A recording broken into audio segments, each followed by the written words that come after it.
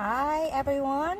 I am in the car in carpool, and I wanted to hop on live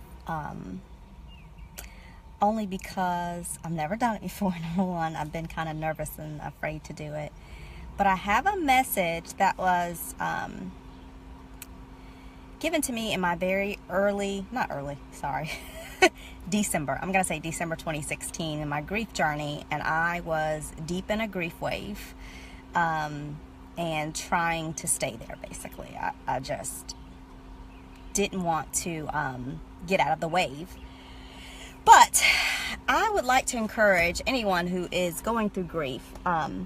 This book is called Second Verse. It's probably backwards, by Christina Rasmussen.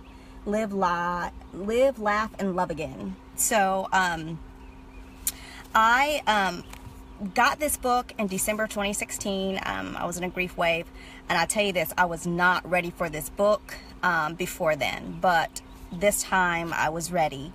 And I wanted to read this message because, first of all, it was too long to type in a post. It's on page 62 of her book, and I can so relate to it. It's called A Message in a Bottle.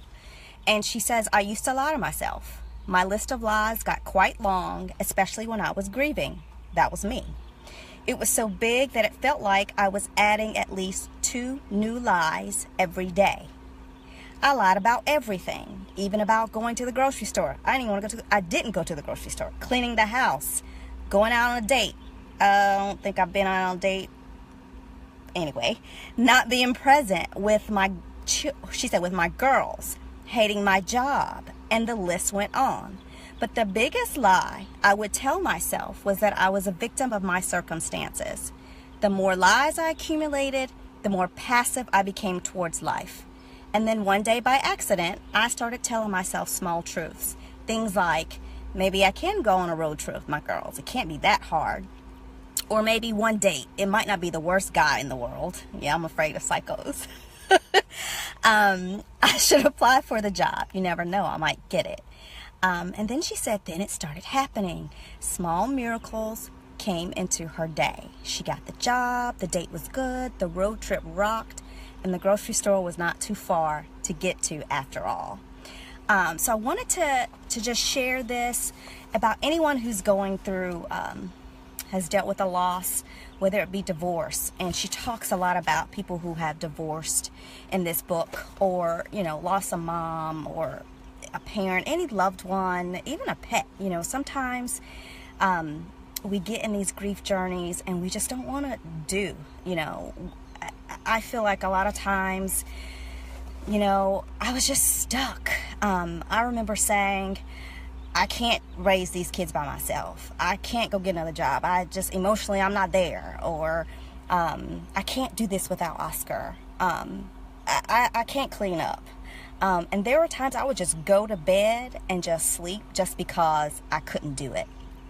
So anyway, I wanted to share this about lying to myself. And I don't know if some people do that. And you may not even be going through grief. You may not even lost anyone, but you may lie to yourself sometimes.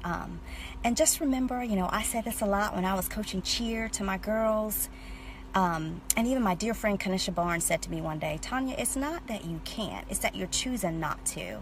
And you have to remember that you can do all things. Those of you who believe in Christ, believe in that Bible, believe in the Word, He tells you can do all things through Him. So we have to get rid of that word can't. And stop lying to ourselves.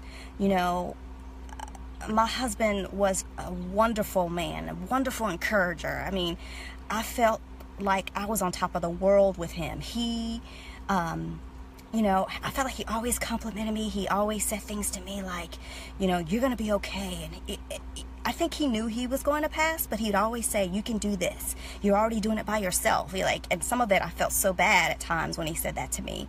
But, we have to stop lying to ourselves. And a lot of times, I'm running out of words to say, but I just wanted to get on here and say that to you, that there comes a time when we have to say, I can do this. I will do this. Nothing's going to stop me, and you have to believe in yourself. So I'm going to stop lying to myself.